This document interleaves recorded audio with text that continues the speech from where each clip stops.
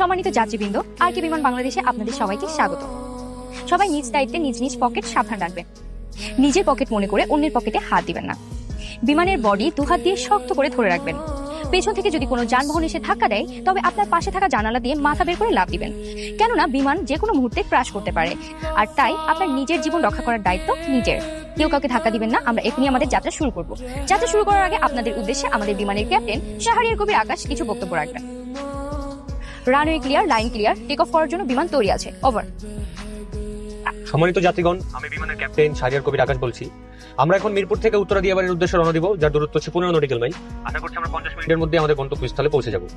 বিমান টেক অফের সময় আপনারা ছোট্ট করে একটু ধাক্কা খাবেন, সুতরাং আপনারা কেউ হয়তো আতঙ্কিত হবেন না।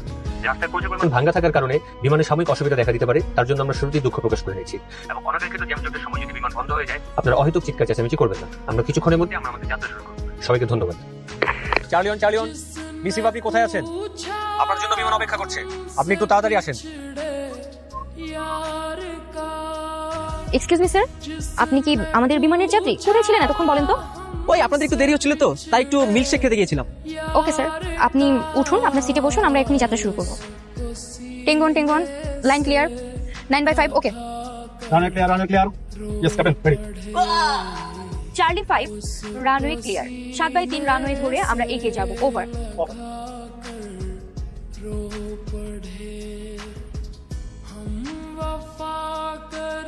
কোনো চিল্লাচিল্লি করবি না। Something wrong, Captain. Please stop. Stop.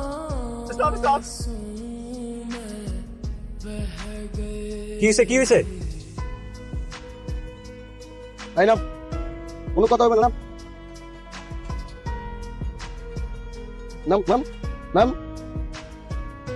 নাম।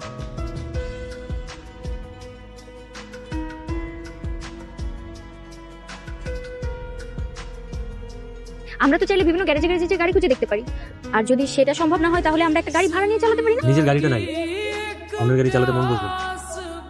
আচ্ছা, তুমি আমাকে কেন খুঁজতেছিলে বলো? আপনাকে একটা কথা বলার ছিল। কথাটা কি এখানেই বলবো? হ্যাঁ বলো না, সমস্যা কি? আপনি তো জানেনই আমার বিমানবালা হওয়ার অনেক ইচ্ছা, সেভাবে আমি পড়াশোনা করেছি। হ্যাঁ আমি জানি, আমি জানতাম না যে তুমি এতটা শিক্ষিত, এত পড়াশোনা করছো। আমি তোমাকে নিয়ে লেগুনা চালাইছি, আমি তার জন্য লজ্জিত। আরে লজ্জা পাওয়ার কি আছে? আমি তখন অসহায় একটা মেয়ে ছিলাম। আপনি যদি আমাকে সাহায্য না করতেন তাহলে তো আমি ডিপ্রেশনে চলে যেতাম। আর আমি তো বিষয়টা অনেক বেশি এনজয় করেছি।